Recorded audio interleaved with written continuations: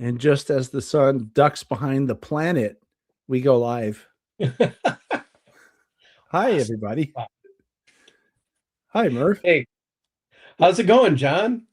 Not great, but I'm alive. Had any good salsa lately? Yeah. Yes. So welcome everybody, and let me explain what Murf is talking about. So this week has been a little strange because I've grown very fond of making my own salsa, chips and salsa. Anyone that's been out to Mexican food with me knows I scarf that stuff. And if it's good, I scarf it even more. So when the people bring the salsa out at the Mexican place, just give me my own bowl of salsa because I'll eat all of it. Anyway, so I started making my own salsa, and I came up with one recently that had 4 different peppers in it, including Carolina Reaper, because I like stuff spicy. While I was eating it a couple days ago, and I accidentally inhaled some. It went down the wrong side, and I choked on it. It felt really good, by the way. I should mention, yeah. You don't want to choke on salsa, not that spicy salsa. If it had been mild, maybe not so bad. But anyway, so I've been coughing and hoarse, and I'm not sure if it's the salsa or if I got sick recently. So yeah, so we're doing this remotely. So Yeah, so that Murph this is not quite how we had it planned, but not even close. Yeah. yeah. So anyway, so we're going to have a guest co-host as well today, and I'm going to bring him on real quick. It is the one and only Seth Newman. Hi, Seth. Welcome. How you doing? Hey, Seth. Yeah, it sounds like you inhaled some salsa too there, Seth. What happened? Yeah. So I have my festive background on with the Christmas train and all that stuff going on. See, the train's coming around the corner over here. So we're festive. This is December. Happy holidays to everybody, whenever you celebrate. Or if you don't, happy holidays anyway. And yeah, we got a whole bunch of stuff to talk about today. First and foremost really is going to be about the SIG meet, what we call the SIG meet. It's the Bay Area Layout Design and Operations Weekend. That's an annual event here. And we have another friend to bring on for that. Let me bring him on real quick. This is Robert Bowditch. Hi, Robert. Welcome. And welcome back, I should say. Uh-oh. Are we muted? Can you guys hear me? I can hear you. Can you hear me? I don't think mentioned you can hear me. Something on his way out about losing sound. Oh. When he's taken off. Okay. Well, we can talk until he figures out what's going on. Now he's muted. Oh, now he disappeared. Oh, that was interesting. Well, why don't we do this then? Oh, hold on a second. Let me try bringing him back. Oh, now he disappeared out of the bottom too. Why don't we talk about what you have, Seth, and then when Robert comes back, we'll talk about the Bay Area layout design. Oh, here we go. Let's try this. Can you hear us now, Robert? Yes, I can hear you now. Oh, hi. Weird. Yeah, so I can hear myself. There's an echo too. There's an echo. Is there an echo for you too, Seth? I don't know. Can you hear me echoing? I don't hear me echoing. I don't either. Anyway, it's fine. I think we'll just go through this. So, Robert, we brought you on to talk about the Bay Area Layout Design and Operations Weekend, which is something that really 3 of the 4 people on the screen right now are involved with that. But you're the smart one, so we'll let you do the talking. Sorry, Seth. He has books in the background, so he must be smarter than I am. He must be. Yeah, I see only a couple books in your background, Seth, but I see a folio and some other assorted stuff. So, Robert, you win the smart test by having more books.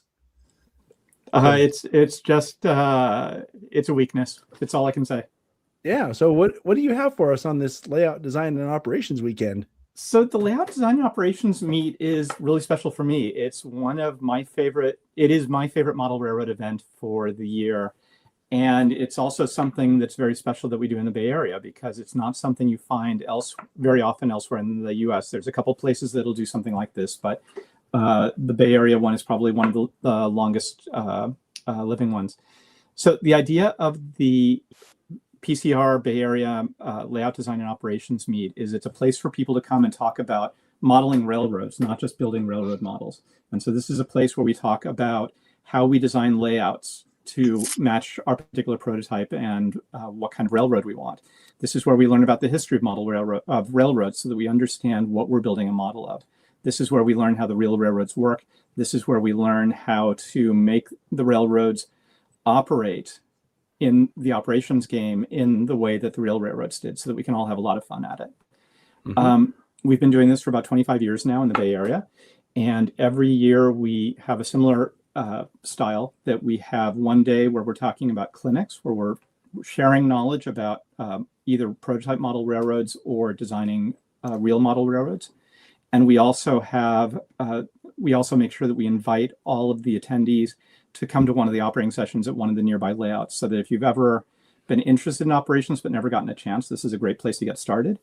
And if you are an experienced operator, it's a chance to do another operating session and to perhaps operate on some layouts that you haven't been on.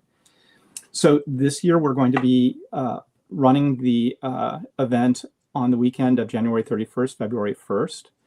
This is a hybrid event, so you can either do it virtually and just attend the clinics, or you can actually come down to Santa Clara, California, and attend the in-person experience. What we're going to do is on Saturdays, on the Saturday, we're going to have the operating sessions for the in-person attendees who sign up for an operating session. And then Sunday, we'll be having clinics at the Santa Clara Depot. The URL down here, www.bayldops.com, is the best place to find information. So what we're going to be doing is on Sunday, we're going to have several clinics. Two of my favorite is we're going to have David Zune from Minneapolis talking about how he's built a model of the San Francisco State Belt Railway, probably every San Franciscan's favorite railroad, and how he's built that in his house in St. Paul, Minnesota, and the trade-offs that he did to try to fit this very large switching layout into his basement.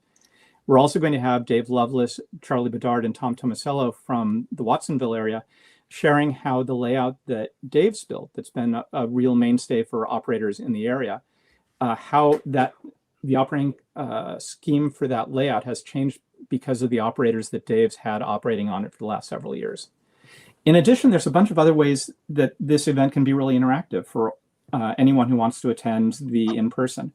We always have layout design consultations. And so that means that you can bring a layout design or an operations plan, and you can get a chance to actually talk with another modeler about what you're doing right, what you might try to think about differently. We also will have what we call the layout design challenge. So we're going to have one session where we ask several different modelers to design a model railroad on a particular theme. This year's theme, if you decide to accept it, is to design a model railroad based on the Lenson Avenue Roundhouse in San Jose, California. And so the question is, how would you design a model railroad that is only the engine facility? And can you fit into a 10 by 12 room? We have a couple participants for that, but if you're interested in participating in the competition, go to www.bayldops.com and check out the details on the challenge, and then write Bruce Morden to let him know that you'd like to participate. And then there's all the fun of just being at the clinic and getting to meet people who you've read articles by, or whose layouts you've seen pictures of. It's a wonderful place to just meet people, talk during the between the sessions, and then go off to lunch with them. Once again, this is a virtual and in-person event. You can sign up for it and show up in Santa Clara on Sunday and go to the operating sessions on Saturday. You can also attend virtually, and so you can see the presentations on Sunday and be able to ask questions. For more information, go to bayldops.com. And yeah, it's a great event. Come and visit. Wow. We have a question coming up from a particular smart aleck, Heath. He wants to know if he can meet TSG Multimedia, and will there be donuts? There should be donuts, and you can certainly chat with TSG Multimedia, though please do it when they're not trying to broadcast the event to all of the virtual participants. Thanks for that. Yeah, and there's caveat. There's a little strip mall around the corner, so there's a wide variety of unhealthy food to suit every taste. Yeah. Yeah, they have a bagel shop too. So if you're into those healthy donuts, I can see everyone's very excited about that. You're about as excited about the bagels as I am, because I prefer donuts too myself. So, but yeah, I gotta say though, we sort of refer to this Bay LD Ops weekend as the SIG meet, because the layout design SIG and the operations SIG kind of are, well, everyone there seems to be members of one or both of those, and certainly the people who put it on are members of both of those. And I remember the first time I went, I believe was in 2018 or maybe 2019, but anyway, it was a number of years ago. And I was really impressed with the level of knowledge in the room. Like, I felt that any one of the 50 people in the room could have been giving clinics. And just because of the level of I guess insight in the comments and questions that came out during the presentations. So that was really cool. And It's something else that I think is really cool about the event is, for especially for local people who can attend in person, is it can be hard to get into operations, because you have to be able to be invited somewhere that does it.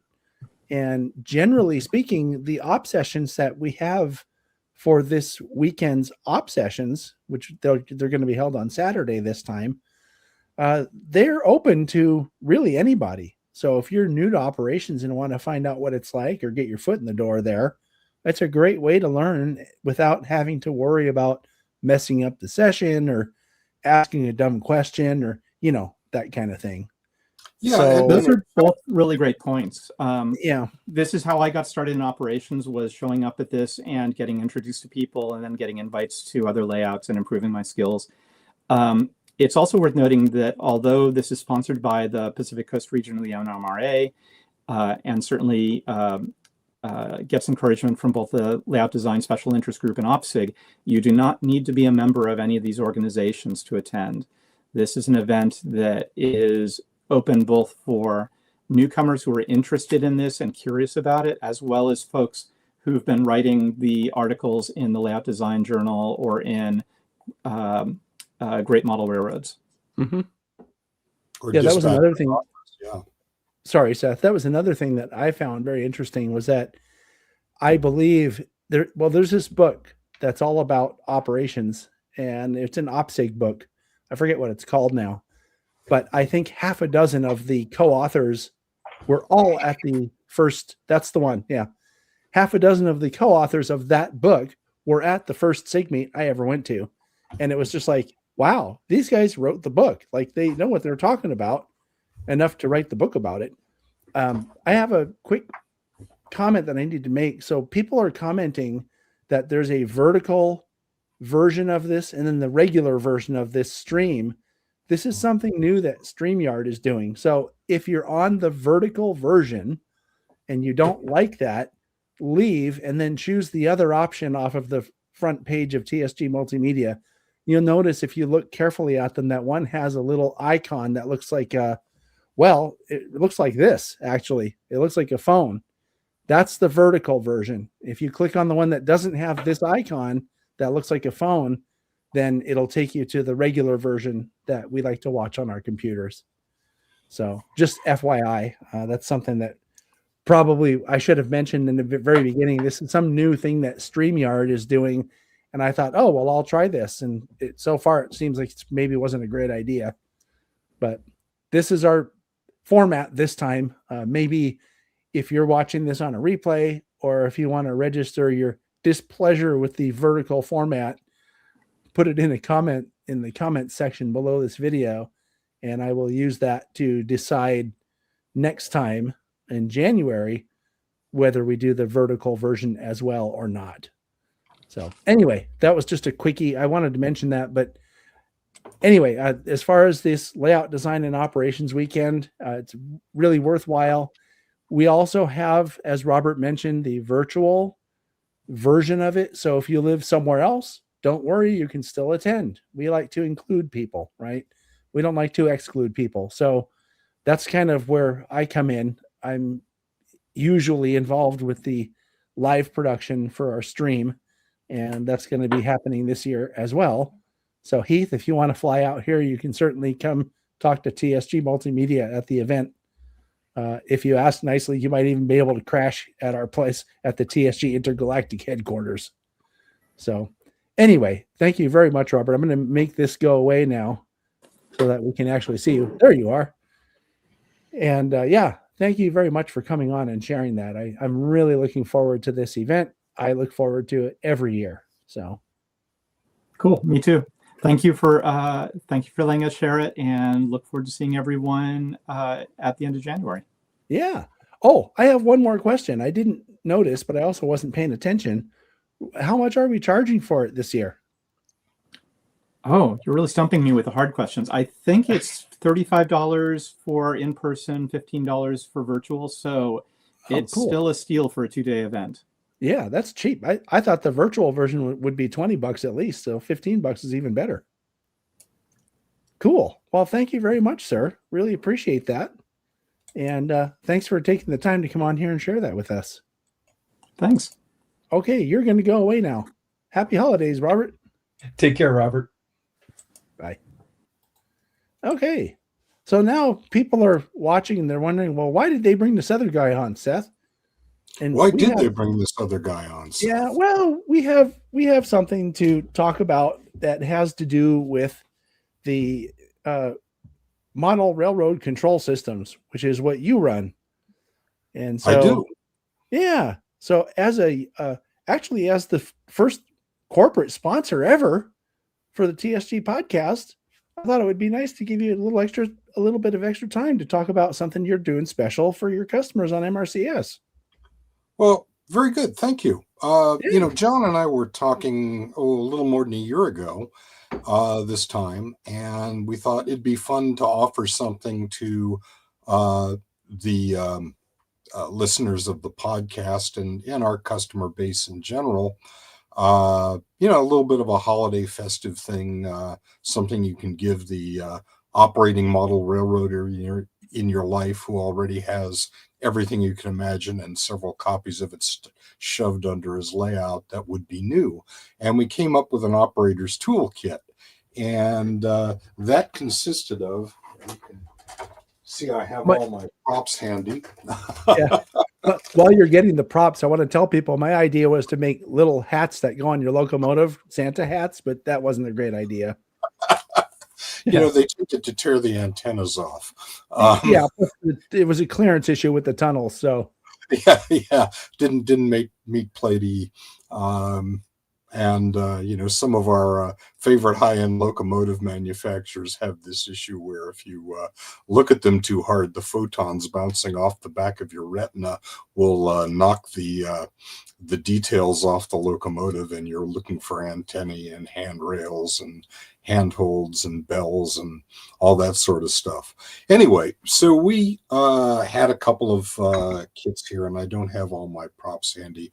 Unprepared. But one thing that's very popular is the light pick. And if you're an operator, very often you find you need to reach between cars and uncouple them. And there's several styles of these. And our friend Phil Edholm, who's the superintendent of our NMRA division, and an avid 3D printer to the point where he has the local nickname of Filament Phil. Thanks to us. Yeah, exactly. And now he can't get that off the bottom of his shoe.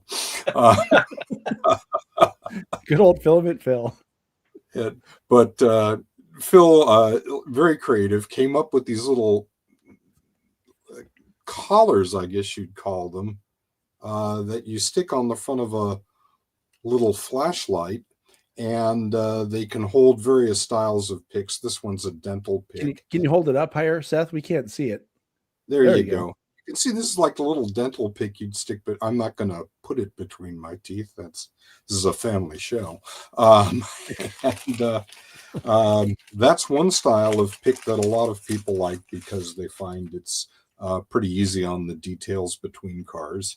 Then there's the good old standard bamboo skewer. And, if you're a regular patron of Chili's, and they have good chips, so who's not? The skewers that hold the hamburgers together also are excellent for uncoupling picks. And by the way, these are brand new ones. There's no hamburger grease on them. The hamburger grease is not the secret sauce. My favorite is the number 16 tapestry needle, which is a little sharp, but it can ride in between the what would you call it? The horns, the arms of the coupler, and force them apart. And these work pretty well in HO and in N. Anybody who's using KD style couplers, and they have a little light, so it would work better if I took the protective battery cover off. As you can see, we're very This is why we come on early, Seth, so that we could get through all the stuff and be prepared when showtime comes. Temporary difficulties.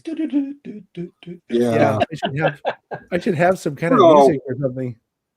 All right, this one apparently got left on. Anyway, the idea is that the light shines through the little fins here, and you can actually see what you're doing in between the cars. That'd be really nice. Don't get big points here for preparation, but they work very nicely. So we include one of those. Do you know what you're going to get for your preparation, Seth? Yeah, H.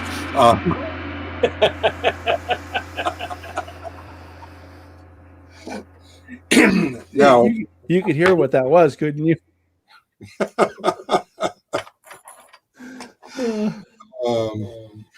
Phil said, well, these are kind of heavy to put in your pocket because, now you have this point sticking down through the pocket and it gets stuck, or worse yet, puts a hole in your shirt.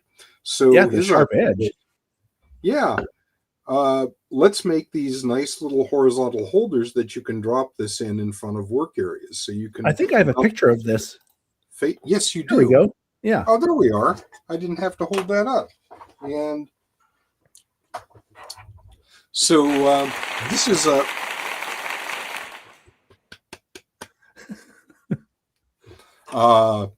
an enhancement, and we're adding one of these to the operators pack this year. And then the other item we have are our flagmen, both red and blue. So you get a package of 4 red and 4 blue flagmen, and your flashlight with the choice of or with the inclusion of the 3 different styles of pick, and now the holder. So that operating pack actually came with all 3 different picks, right? And you just swap it out onto the flashlight. Yep.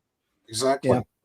Something else people may not know, Seth, is that when we do our product spotlights together, which is usually, for some reason, is usually Class 1 Model Works models. I almost always, for some reason, am over at your place the week when I have those to record. And we sometimes use those picks actually to point details on the cars. And you turn the light on and it really points them out. So, they really do the job. Yeah. And so I'm sorry. I've included a link below in the description of this video, so that if anybody's interested in getting in on this little holiday special or whatever you're calling it, they can click on that link and go check it out. Right, and it's I think $54.99 for all of that stuff, and it includes shipping. So, we'd be just delighted if you wanted to get one or a couple and give them out to your operating buddies, or just something handy to throw in your operating bag when you go off to an op session.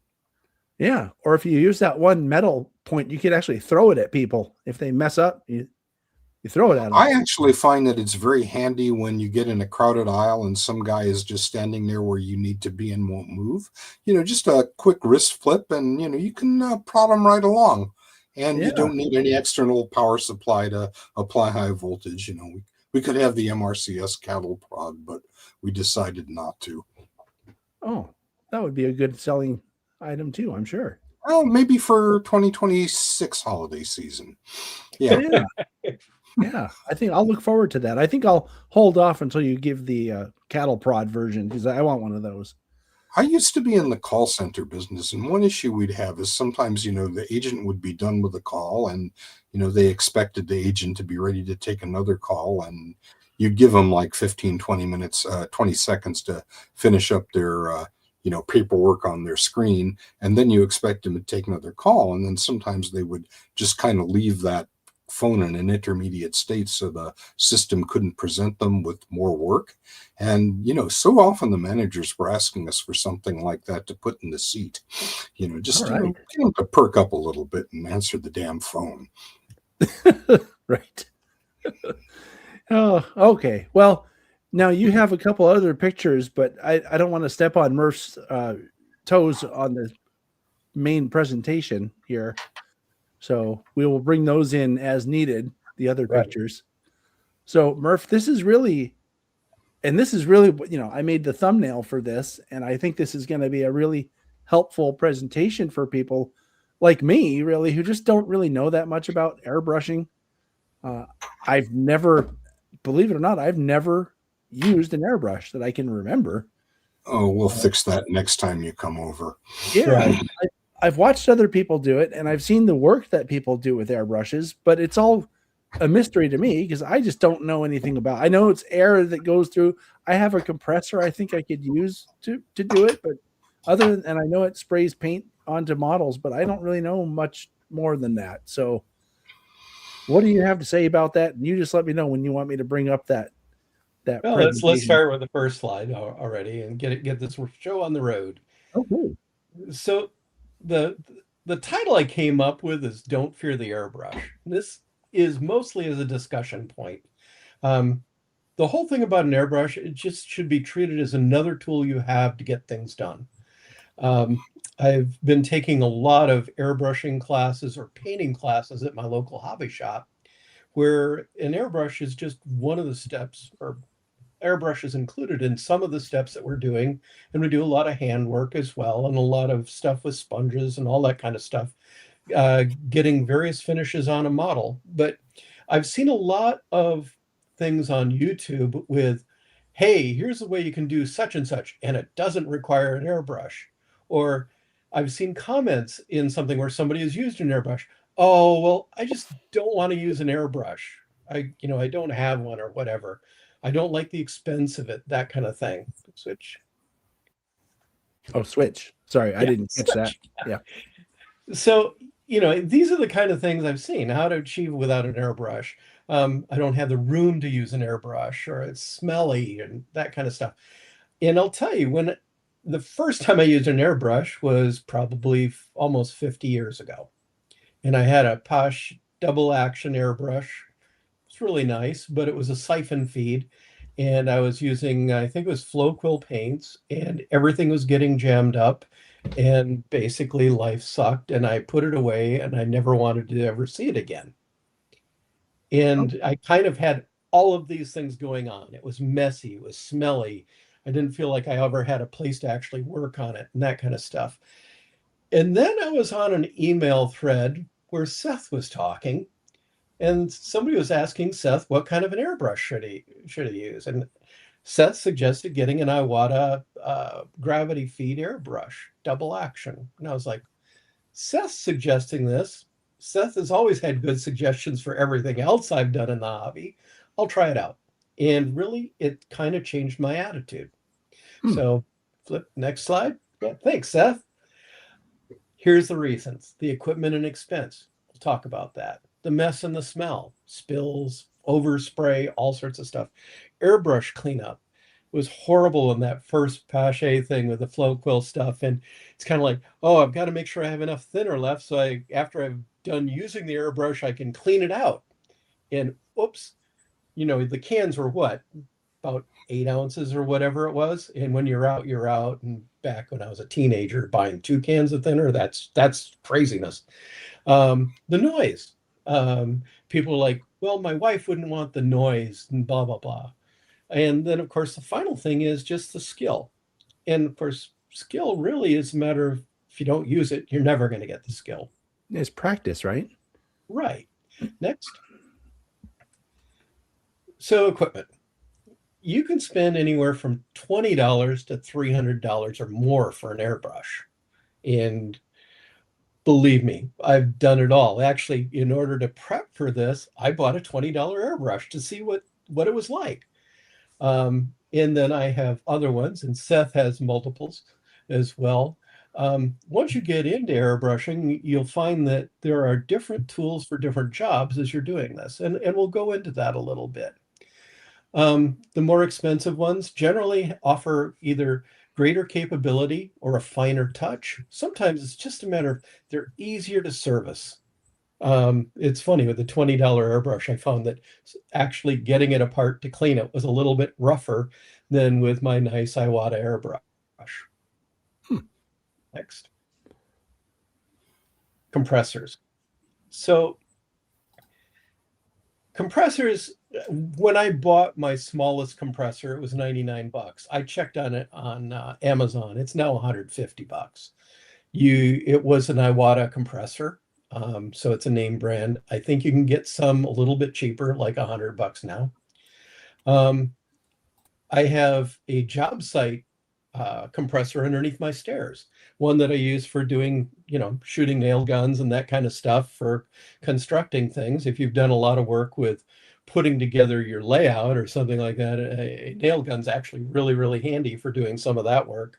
I bought some adapters, which included, something a moisture trap and a flow control to determine pressure. And I actually have used that for painting various things on my layout.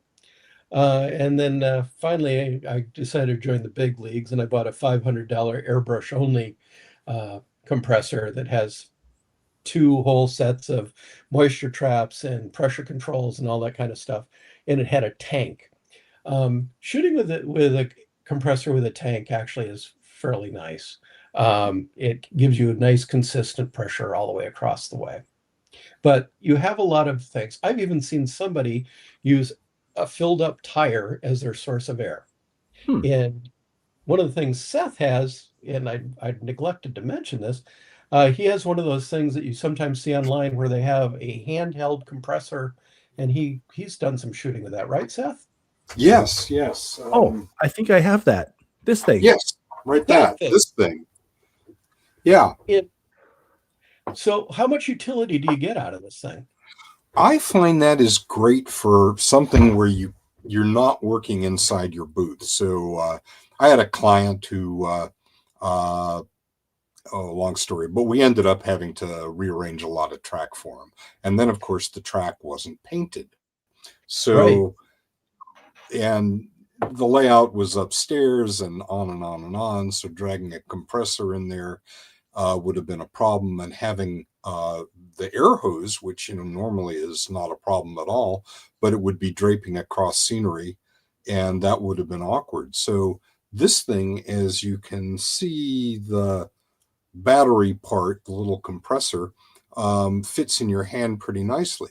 So the beauty of that was, is that the cylinder on the bottom? The big thing? Yeah, the cylinder on the bottom is a little compressor. And here, you can maybe barely hear it. It's pretty quiet. And it puts out about 20 pounds. And what we were doing was just using some thinned acrylic, I think burnt umber, which is pretty much rail brown.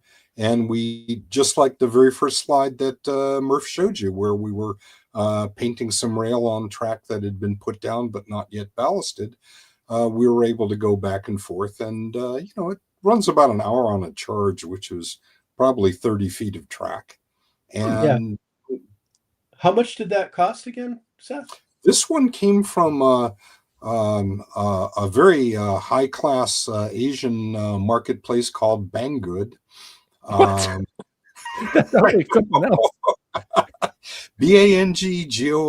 but you can find them on a whole bunch of them. And, you can get pretty much the same thing on Amazon. Micromark, sells, a slightly nicer brand name one for a little more. But, between 50 and 100 today, I guess. This was before tariffs. They're very handy. You can see the mechanism itself has, a removable nozzle tip so you can get in and clean. It's got a gravity feed cup, as Murf was discussing. It's got the little knurled thing over on the backside that lets you adjust the position of the needle or remove it if you need to clean. And finally, a stop at the back so that you can set it so you don't, accidentally put too much. Do you have some way to highlight that? I can do it on my screen, but I don't think you see it. Yeah, there's no way to highlight these things. Oh, I mean, you can all right. hold it. Well, You could try holding it up, Seth, if you want, and see if here, we let can. me hold it up. Yeah, see if we can see it. Where's the hold up here? Yeah, this goodie on the back. So that can be arranged to prevent the thing from opening up and flowing too much. So if you're concerned, I'm gonna, overdo it, you just set that to whatever you think the maximum amount of flow you want is. And there's lots of tricks. And going back to something Murf was just saying, the fancier the airbrush, the more of these kinds of conveniences they have.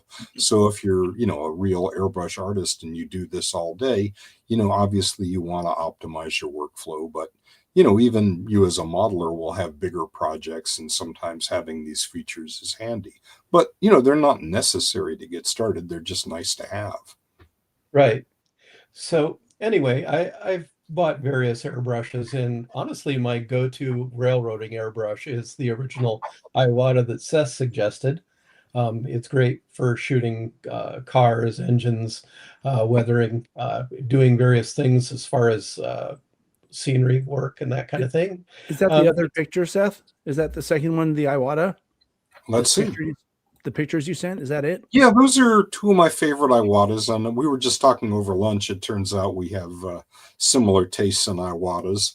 Right. The one on top is the basic Eclipse, which I don't know, at the time was like $150. Very good brush. I keep two, one for solvent-based paint and another for acrylics, just so I'm not mixing solvents too much. But they'll both work with either, and I hadn't noticed any long-term deterioration by using solvents. It's nice to have two, because sometimes you do want to stop and clean, and if you're trying to move back and forth between two colors or two different phases, typically you kind of get set up, and then you'd like to do as much work as possible before you have to clean up. So having two is handy. And then the other one is the HPCS, which is the guy, let's see here. Let me see if I can make you bigger here. Yeah, there you go. Yeah. That looks just like the other ones to me. Well, it has this little chin, and it also has the little stop on the back. So again, you can control the flow. But otherwise, they're fairly similar, and you can use a variety of needle sizes depending on the amount of flow you want. I'd have to check. I think 033 or 035 is generally pretty good for acrylic, and you can go a little smaller for solvents, but you can buy pre-thinned Vallejos Air, which flows very, very nicely, or you can just get the brushable stuff and thin it down. Most of these are fine, and there's without getting into all the technicalities of acrylic paint, you can blow any of those with these. I have a question about that because you're talking about, about acrylics, and you're also talking about solvent-based paints. And I know from being a house painter, I know the difference like between a latex-based paint and like an oil-based paint. I'm assuming it's the same thing, where the solvent-based, the solvent-based stuff is what you really need the respirator for. But do you need that respirator for the acrylics too, because it's such a fine atomized mist, or well, you certainly would want to have something, but frankly, if you have some nice, what K95, or was that the number? The ones we used during the pandemic, those are fine for acrylics. Honestly, I've found with acrylics, if I'm just doing a little bit like on an engine or a car, something like that, where I'm just going to go something like that, I don't wear a mask. I don't use a booth. Really I use the booth. Yeah, I was in classes for doing these guys back here, the big nights, and everybody's, you're actually having to lay down color and that kind of stuff. Nobody had a booth. Oh, and really? hardly anybody was wearing a mask. Some people who are a little bit sensitive were wearing masks, but really, acrylics generate more particulates than they do. They don't really have fumes. Right. Um, the nice thing about acrylics is it's mostly water cleanup. I usually shoot through a little bit of isopropyl after I've done the water cleanup, just to get something working through the gun and have it immediately like dry out. Mm-hmm. So that works really well. Let's go back to the slideshow for a bit before we cover everything that's in the slides, Oh, which are is you going Oh, to I'm talk sorry. about? Yeah. Yeah. Are you going to talk about what to use them on? Because Oh, yeah. Sparky's asking the question there. Is that coming? Yeah. Okay, we'll make that go away. And by the way, just so people know, if you have questions, feel free to put them in, and we'll do Q&A at the end as well. So anyway. Yeah. And as we go, Sure. as I mentioned, this is not a tutorial. It's just hey, here's a discussion. Next slide. Oh, So these are pictures of the various compressors I have. The big one is it's a $500 machine from Iwata. You'll notice it has two separate things for controlling airflow and that kind of stuff. They've got all the water check. The one on the upper right is the first one that I got. And as for noise, other than the hissing of the air, does anybody hear anything here? just like a low hum, maybe. Yeah. See, and I I've thought turned these it would on. Oh, that's It's it. going right now. I thought But that was your CPAP machine, Murph. Yeah. That one's on all the time because it has no tank. Oh, The okay. one on the left actually has a tank. So it fills up and I shoot for about, probably a couple minutes, and then the compressor will kick on again and fill it up.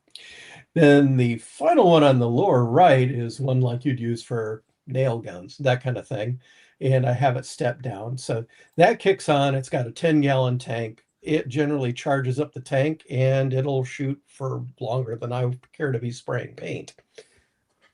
You know what you could do, Murph, is get a train horn to empty it out. You can just Yeah. give a little toot on the train horn, and it'll empty that thing real quick. Yes, it sure would. And your neighbors will love you. So will the neighbors' dogs. Actually, my wife, as it is, occasionally I'll forget to turn that thing off. It actually resides underneath my stairs. And when that kicks on in the middle of the night, it's not the neighbors, it's my wife that I fear. So there's a liability with those things. Yeah. Anyway, equipment, spray booth. If you have to spray a lot, I would probably get a spray booth. I had a spray booth for a while. And like I say, I went into this class, we weren't using a spray booth for any of it. And I found it was just a lot nicer to be able to see a little bit better, get a lot of air onto the place, onto the work that I was working on.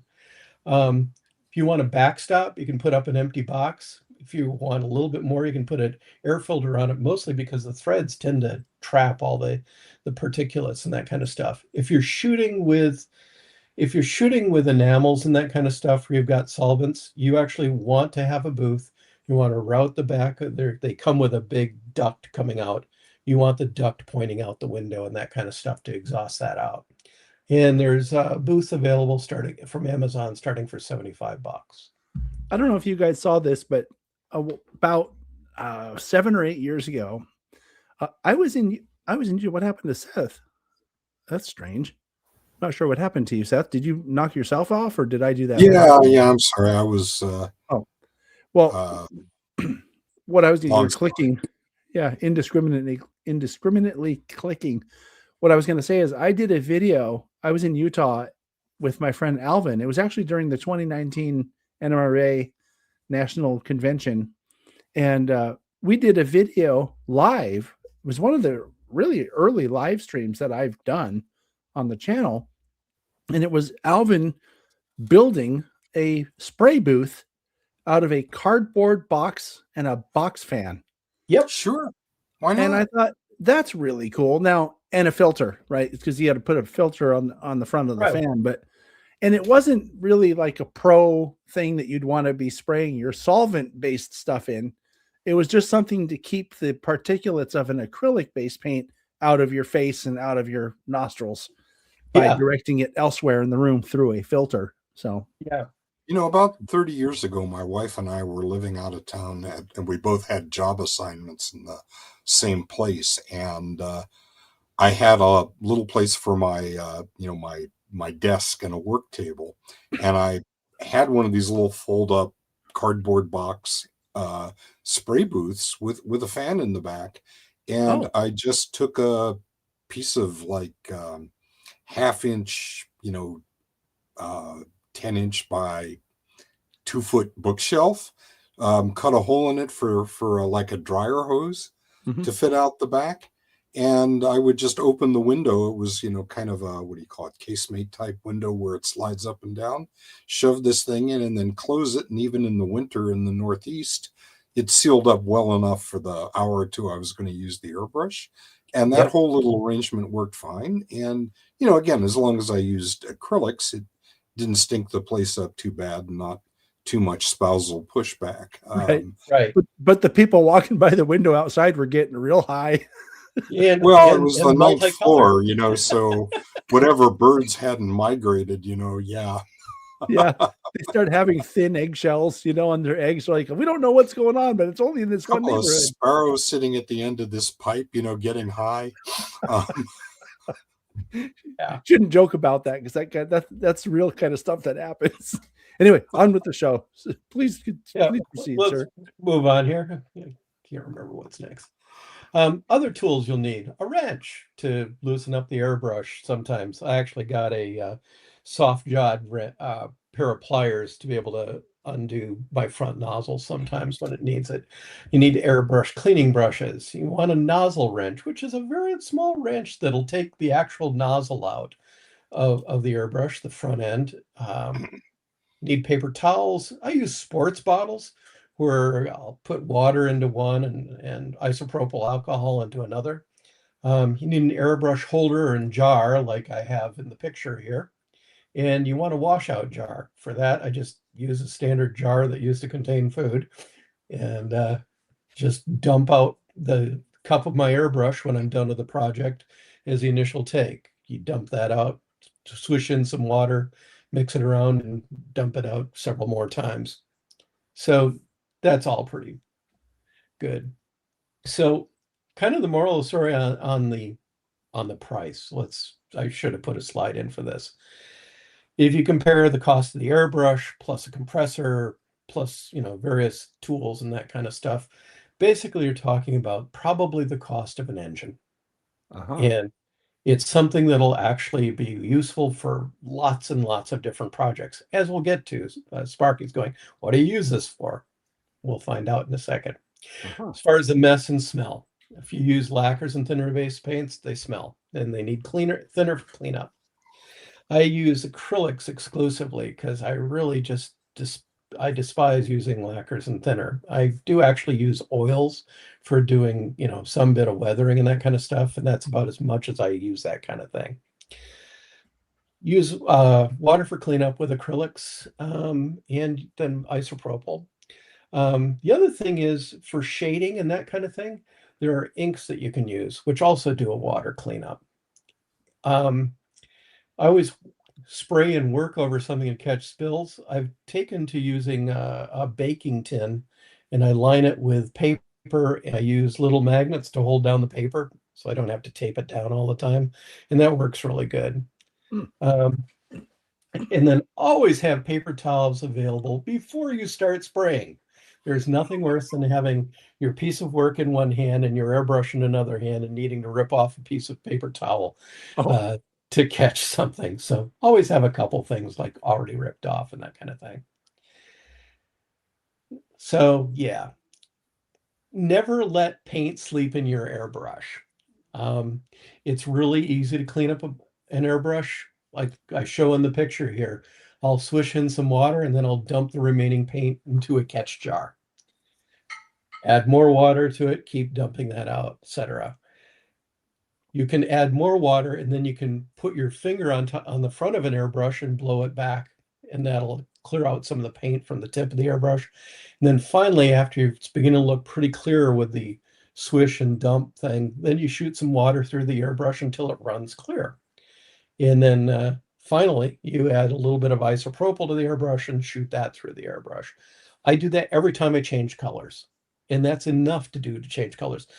Actually, if I'm using two colors where I want to blend it anyway, I'll just kind of do a initial squirt out, use water to squirt it out, mix in my next color, and actually do a blowback mixture in that, and kind of blow the initial color of one through the airbrush until I see the general color that I just added, and go on painting more. Yeah, I if do it's that a actually. tiny little, I'm sorry, I thought you had Yeah. taken a breath there.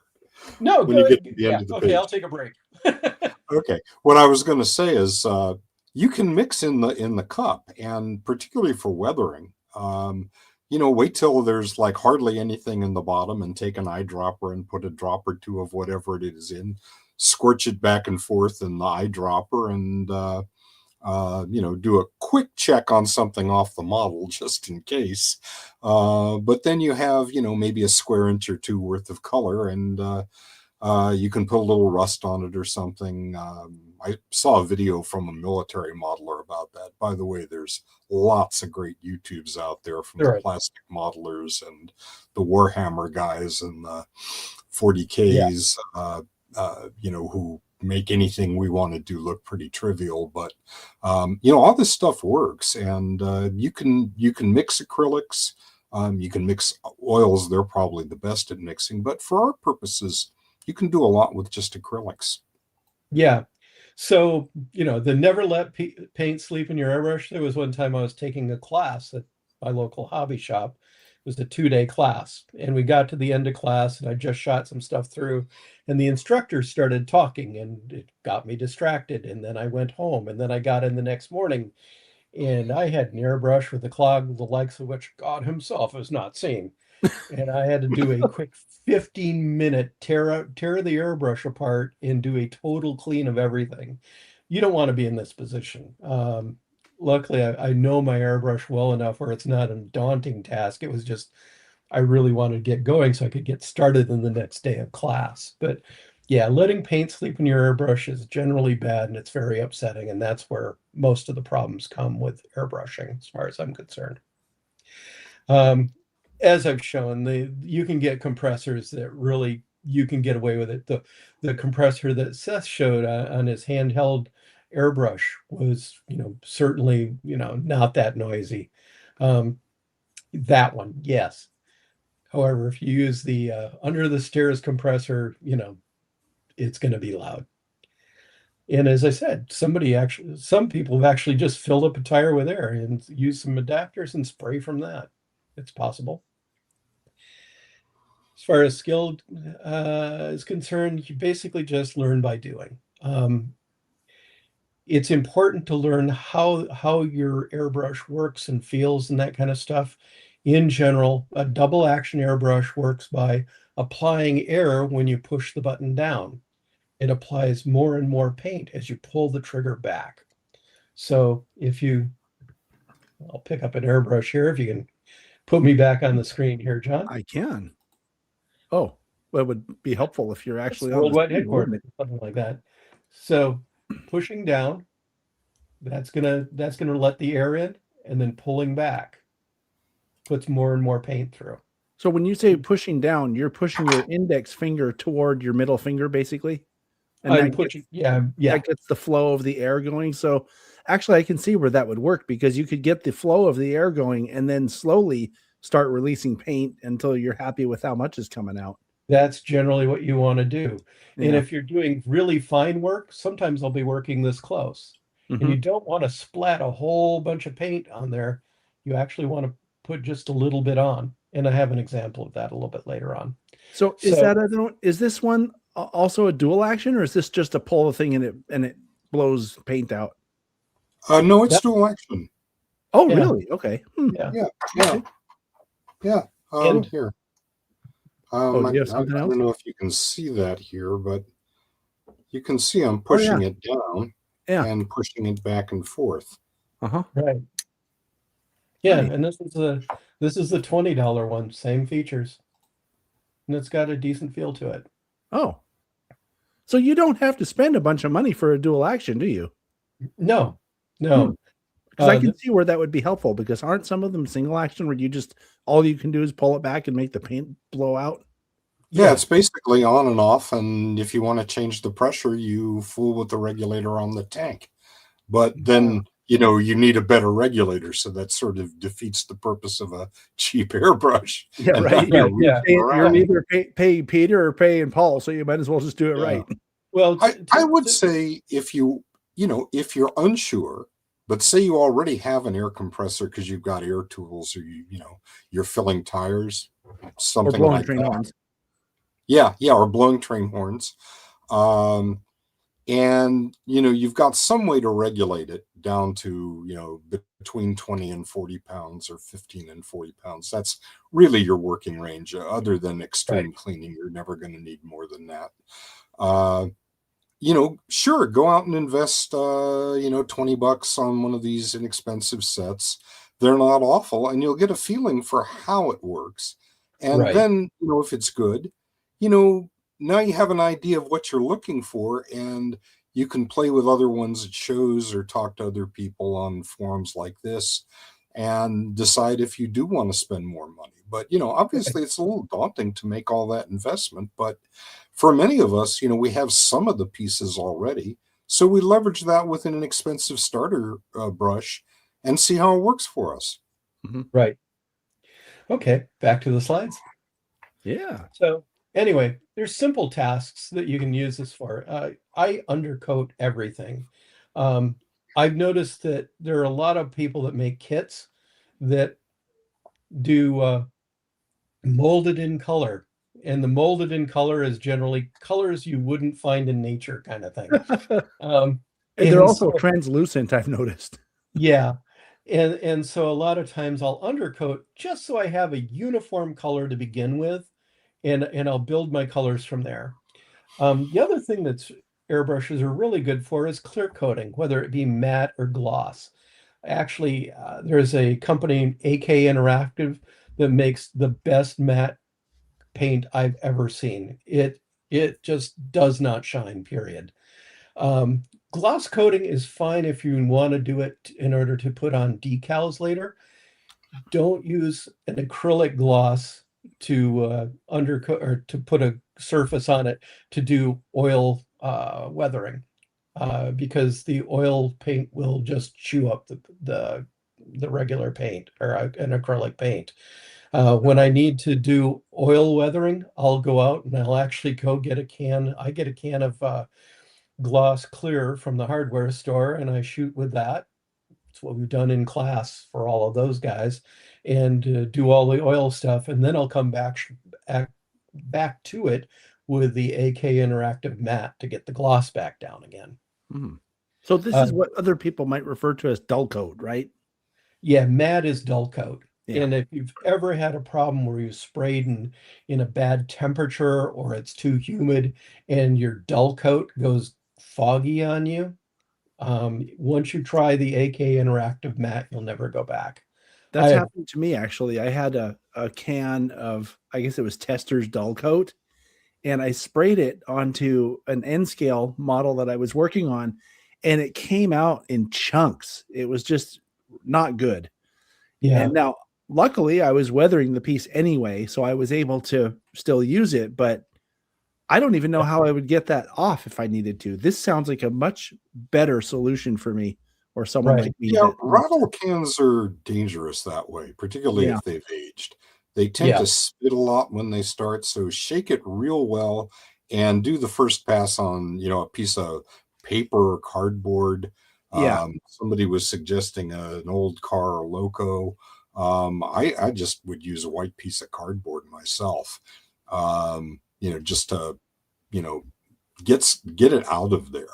I mean, the rattle cans are relatively cheap and certainly very easy because you can just throw them away when you're done. But they are, they're not a free ride, right? You have to really be a little careful with them. I've never had a bad experience spraying AK Interactive matte, and that's just been amazing.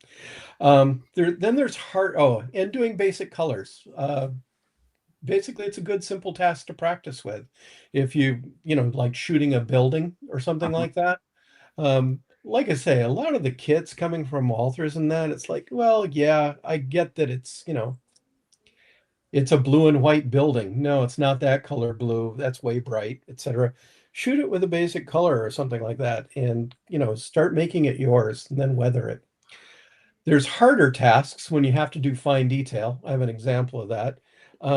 That's going to start requiring a little bit more airbrush control. And then subtle gradations. It's good to start off with weathering because it's kind of a gradation and you get to feel for how the airbrush works and what the shape of the spray is.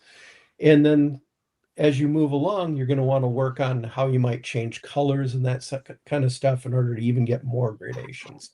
So it's slightly harder. Okay, Yeah. let's move along here. Yeah. And I think that comment that Robert was making is to use junk.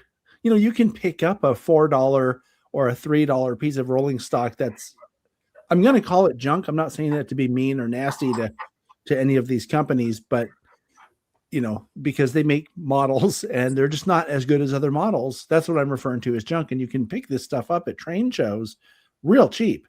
Yep. That's what it's, as far as I'm concerned, that's what it's for. And I would definitely use a so-called junk model to practice anything on, whether it's airbrushing or just weathering in general. Please proceed, sir. Right. So anyway, an airbrush isn't required for a lot of jobs, but it can make your tasks, your jobs a lot easier. Let's move on. And maybe we get to, okay, here's a quick project. I don't know if I took an hour to do this, slightly less, mostly because I was trying to learn how to use a camera. Oh, yes. The joys of trying to document what you're doing. I know all about that. Yeah, this took a lot more time than it should have, mostly because I had a camera in front of my work and I was trying to like get pictures of me using the airbrush in front of the camera while it was spraying. And at one point, well, as I note somewhere, I had the thing I was painting in one hand, the airbrush in the other hand, and I had to punch the button on my camera with my nose. So it was just, I was like, I need John here. So this is my quick project. I'd gotten a 2-bay hopper from John probably half a year ago. Oh, it's been longer than that, Murph. This was a product really? spotlight. I did. Don't. At any rate, I started looking at it, going, well, let's do this. John's been chiding me to get this done. And I started kind of looking at the jobs people have done on hoppers, and there's a lot of detail to this. But this is a quick and dirty, let's get it on the railroad with a little bit of weathering and a little bit of sensibility to it. I liked the car. It was a Bachmann car. It looked reasonably good. And the manufacturer had done some work with piping on this and brake rigging and that kind of thing, but they were all molded in black, of course. And of course, the brake wheel at the end was black. And it's kind of sad because I like the car a lot. So I tried taking off the piping that goes off on the side there where I had, you see the yellow tape, and there was one point where that was glued in. And I don't know if you've dealt with pulling Delrin off of a car, but that's a good way to have a piece of broken piping. So I'm like, forget it. I'm just going to mask it. I just didn't want to hit the side stuff on the car itself that had all the information plates. And then I looked at everything else. I can hit that. And the coupler box pocket or cover there. Okay, that's a problem. The wheels are always shiny, bright steel, which I've never seen happen in nature. And then there's truck side frames. And then, of course, I always yank out the plastic couplers because I hate them and put in my Cadies. At any rate, so we have first job is to get the black, slay the black, as we like to say it. We want to get rid of the black Delrin shiny bits. So next slide. Yeah. So in order to mask the trucks, I put it into my famous truck masker, which basically just keeps the backside of the trucks from getting paint on them. You want mechanically to have your actual wheel sets roll. So I didn't want to have, paint on the inside of the trucks. We should probably And talk just briefly about what that is, Murph, because I think that's one of the, and this is another topic that I think we could do a video about someday, which is using your 3D printer for something other than detail parts. This yeah, is basically a mask, right? That you made on your 3D printer to paint the wheel faces. I thought that was one of the most clever things I've ever seen. Okay, so I think there's a company that made something like this. Uh-huh. Only Yeah. it was it Prizer or somebody like that? But I was like, I can do this, and not only that, but I made that thing in 28-inch, 32-inch, 34-inch, and 36-inch wheels, Uh-huh. something like that. All the sets that I actually needed on all the cars that I had, It's a great and idea. and it's molded in there. And at some point, I'll actually put them up on a website somewhere where people can get to these things. The thing up above actually is jawed, and has those notches. And so I swing the top part open. You can see it kind of latches there, Mhm. and I can put truck side frames all the way across there and spray them all at once because I'm lazy. Good engineers are lazy. Some Yeah. bad ones are too. So Well, anyway, good engineers are lazy, but they solve problems. Bad engineers are lazy and they don't do anything. right. So anyway, I want to shoot the black things on the car. I want them all to end up pretty much close to that cream color of the car body. I'm going to hit the truck side frames and the wheels with kind of an oxide brown kind of thing. So next slide. Hey. Here I am shooting the piping in there. And in order to get close enough, basically I was about half an inch away, a little bit closer. And I was using a really nice Harder and Steenbeck airbrush for that. If you want to switch to me for a sec. Uh-huh. Okay, this guy, which has a 0.25 needle in it, and it's got a really nice fine control here for pulling back. It's just smooth as anything, and it's my preferred airbrush for really tight situation. Back to the slides. Yeah. So we're shooting that, and I'm hitting it with with a Pro Acryl white primer, because Delrin really does not want it. Delrin hates paint. It really does. It Just slips off of it. Yeah. So I'm hitting it with primer, which gives it some tooth. So did that, hit it all over. You'll notice that it's brighter than the car. We can't quite let that sit. You'll notice I'm even hitting the coupler cover and that. And I did the brake wheel at the end, which we'll finally see at the end of this slide set. Next. And here we are shooting the brown red oxide primer onto the wheel masks. Uh-huh. The major thing for the wheel masks is I really didn't want paint on the treads. You don't want paint sloughing off on your track. So that's the primary purpose of the wheel masks. The other thing you don't see here, I'd added a little bit of mask to the tips of all the axles so I didn't have to kind of like sand off the paint. And that way there's a latex thing. You just dip on there and basically you pick them off after you're done painting. Little side pro tip. You had to actually watch the video to know that. And here I'm using actually the $20 Amazon airbrush. Perfectly fine for this kind of a job. Actually did really good. And it's shooting primer. Again, those wheel faces, they don't want to take normal paint very well either. They won't keep it very well. So I like to shoot with primer. Next. And the same thing with the trucks. And the major thing with this, the thing you can't see because we don't have motion in this, is I'm moving the trucks, etc., back and forth, and I'm making sure I can get the tops and the bottom. I'm not moving my airbrush. I'm moving the piece I'm actually shooting. And you shoot both sides. Next. Here I am hitting up the couplers. You'll notice I have not masked that. I did get a little overspray on the body, but ultimately it just doesn't matter. It's going to be weathered anyway, right? Right. Exactly. All of this is being done with acrylics because I really just don't like working with thinners.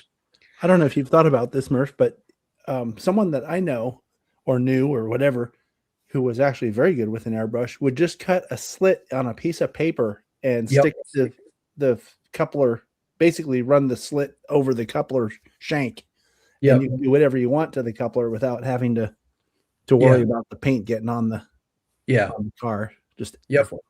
Good point. Next. So now I'm going back over the primer in some of these places with a warm white to try to get it a little bit closer to where we need to be to match. Next. Oh. Then I start using a dirty wash. And my thought here is there's a set created by Leslie Eaton, who is a master model railroader. I think that's her name. And she worked the set out in conjunction with Iwata, or Creative Color, Createx. At any rate, she had a like a dark dirt or something like that color and a light dust. And so I'm going to do dark dirt from the bottom shooting up, because you've got a spray pattern for an airbrush. And so I'm going to actually kick a little bit on the bottom of the car, but mostly I wanted to get these bays dirty. And you'll notice that it also kind of makes it so the white kind of just settles in, and doesn't matter that the off-white was not quite so dead on. Mm-hmm. So I'm shooting from the bottom side, rotating the car around on this little turntable thing. And then I shot from the top side down with dust color to kind of fill in the blanks. And you'll notice that basically you get a little bit of dust coming down. This is not heavily weathered. Matter of fact, honestly, I would normally do a little bit more on the top for this, but I was running out of time. And you'll notice too that it brought the black Delrin brake wheel on the right side there at the end of the car. It just like, oh, that fits now. That works. So you'll notice the side frames actually got a little bit of the dusty look coming down, kind of like a freebie dry brush almost out of doing this. This whole thing really hardly took any time. Like I say, I was spending more time fiddling with cameras than I was actually doing the work. So that's one possible job, using airbrushes. Next, you can use it for spraying track. I spray all my track before ballasting. I hit the sides of the rails and all the ties.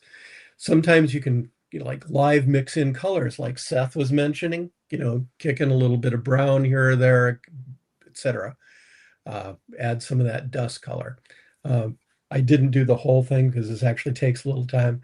I used all three brushes on this. I used the Iwata. I used a different Iwata called a TRN one, and I'll take a look at that in a second. And I used the $20 brush. Oddly enough, the close one is the $20 brush. The coverage was not nearly as good as it was with the Iwata. It was kind of funny. I was getting a little bit tighter spray on it, which, it was notable. At any rate, the TRN1 is kind of an interesting airbrush. That's this guy right here. Oh, I should bring you on the screen for this. Okay. And the neat thing about this one, it's got a cup that comes off the side of the airbrush. And the nice thing for doing track work with this that I found out is that you can actually angle this thing so you can shoot straight down if you need to. Mm-hmm. And it has a wider spray pattern. I don't do any detail work with this or anything like that. I use it a lot for scenery. But this is kind of a nice thing. You'll notice also, really, you've only got a pushback, etc. It's kind of like having a spray can. You can limit paint a little bit with this knob back here. Okay, back to the slides. And next. So the other thing is I needed some track bumpers. And I'd seen these track bumpers when I was in Denver at Denver Union Station. And I said, this is going into my engine terminal. And I wanted to have something like those. And I bought the next slide. I think these are Walther's things that kind of had the right configuration for that, except of course they're really shiny, they're really black. So I like that. Your favorite color. My favorite color, yeah. I mean, these actually end up being kind of nice looking bumpers, but you can hardly tell there's no contrast to it. There's no definition. So anyway, first thing I do is I spray them with white primer. You notice I even got both the airbrush and the object getting sprayed in this frame here. I'm That's very proud of this professional shot. picture right there. Yeah. Next thing, if we do anything more with this, John's coming over to my house. So now they're white. Instead of shiny black, they're just plain old white. Next. Uh-oh. So I used two different colors for this. I shot from the bottom side with orange because I wanted to have kind of a look of shadows. And then I shot from the top side with a warm yellow. You'll notice this is pro acryl paint. I didn't have to thin it at all. I shot it. Next. So here we are. I'm kind of getting a shot in from down below. The airbrush is actually angled up, putting the orange on. My comments. I took the shot with my nose. Oh, this is the shot. This is the nose shot. The nose shot. Yeah. So there we go. And again, you move the pieces, you don't move the airbrush. You don't want the paint sloshing in the airbrush. Yeah, I was going to ask you about that because those gravity feed cup things look like it would spill. Like I'd be worried that I'm going to just forget and set it down and make a mess on the desk or something, you know? Well, that's why you have, a holder to set them down in. Yeah, I saw that early on in the presentation. You showed a picture of a couple of airbrushes in a holder. Yeah, maybe I should show that. Yeah. Is that something is that something you 3D printed or is that something you bought? Yeah, I 3D printed this. Actually found somebody's holder on Thingiverse for both the TRN1 takes a lot bigger holder. And then there's a system called Gridfinity. You'll notice the grid down here, which has a whole bunch of ways of making boxes and stuff like that. And I've designed some stuff that fits into the Gridfinity thing. Anyway, I in the one of the software tools, I just merged the brush holder onto a Gridfinity bottom, and so now it works this way. Right. So sorry, anyway, I wasn't trying to take your picture off. I clicked something by the wrong thing. Yeah. Okay, next. So here we're shooting from the top with the contrasty yellow, and you'll notice you're getting a little bit more definition to the rivets, and there's multiple components here that you couldn't see before, etc. And then in the next thing, I broke from the airbrush. And I tried a different product because I've always wanted to try it. Next slide. There's this product called Noosh, which is an acrylic way to do a kind of like an almost oil wash, only it's all acrylics. So I didn't have to spray these things clear or anything like that. And you put some Noosh in a cup. Let's go to the next slide. You put the Noosh in the cup, dump a bit of brown in there, swish it all around, and you paint it all over whatever you're doing, and then use little makeup sponges to take it off, just like it's an oil wash. And the nice thing is, once again, water cleanup, that kind of thing. I had to leave it sit for a while in order for these things to dry, because basically all the Noosh does is keep the acrylic from drying as fast as it normally does. One of the nice things about acrylics is it dries real fast. You can kind of move to the next segment of doing things in about 5 minutes. Once you put Noosh in this, it's going to take about 20 minutes to 30 minutes. I was actually hitting it with a hair dryer for a little bit. Next. And so that's kind of what we ended up getting. And then I hit it with some of the airbrush matte just to seal everything in. Nice. And I think that's it for that. Oh, there we go. There's a bigger picture of it. Yeah. Yeah. That looks way better than the shiny black. Yeah. Yeah. It's suddenly all the research and whatever they put into making the tooling for these things has paid off because you can actually see details. Right. So yeah. Anyway, I think that's about it here. Yeah, there we go. It's time for the Q's and A's. So maybe we should make this presentation go away. Oh, now everything's gone. I think we look better like that. I know I do. Yeah. So do we have any questions? I mean, I think I've asked my questions along the way. Like, what do you put it in so you don't set it on the desk and spill everything? I thought that was a really cool airbrush holder. Railroad Bob is asking about interior versus exterior mix brushes. Oh, I saw Yeah. that earlier. Where was that one? Here it Yeah, is. he's about 8 up from the bottom. There you go. I didn't even know this was a thing. Do you know about this? These What is guys it about? are all interior mix. Yeah. Yeah. What does that mean? Well, it means that the mixing chamber is actually down in here. And Right. the upside is you get a better mix. The downside is occasionally you have to get in and do a little more cleaning. Yeah. Generally, what Murf was saying is going to be fine. At the end of the day, in addition to what Murf was suggesting, I also pull the needle out carefully so as not to bend it. If you bend it, you broke it. And wipe it down with whatever solvents appropriate to that paint. Here, I'm trying to get that here. And then you just very carefully, push it back in. And can't see what you're doing there, Seth. Yeah. Sorry. Well, I Just don't I bend can't it now. see it well enough to do it and do it at the same time in your field of view. And then you just tighten it. Yeah. I Those wanted things are to super sharp, supply aren't they? Yeah, the needle it'll stab you if you're doing diabetic needle tests. You may save yourself a lancet. Yes. So Keep your test strip handy. You'll get What- good use out of it. one thing I would comment there, Seth, to take mine out, I remove the front, and instead of pulling it back, I will actually push it through Oh, this the front. way, Well, that's very slick. because Yeah, of there's course a you can do seal. that. Yeah, there's a seal in there, Yeah, and once the seal goes, the airbrush needs to be sent back to be refurbished. yeah. But this keeps you from pulling paint, assuming you're cleaning it for a reason. You don't want Yeah. to pull paint back through. Yeah, sorry about that. And then No, one that's a thing good I idea. found, one thing I found is a semi-blind, some of the times, person as far as near stuff.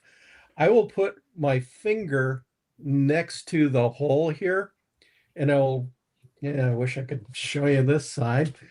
I will put the needle in with my finger there, just so I'm not going to muck up. Ah, Did you see yeah.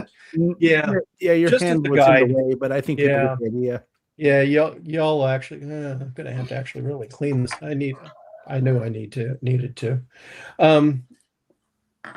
At any rate, yeah, that's it was kind of interesting. I made the mistake at one point when I was cleaning, so I went all hog wild with an ultrasonic cleaner, and I put the body in there, and then I found out, oh, that's about the worst thing you could do. Okay, I You learned. put what in?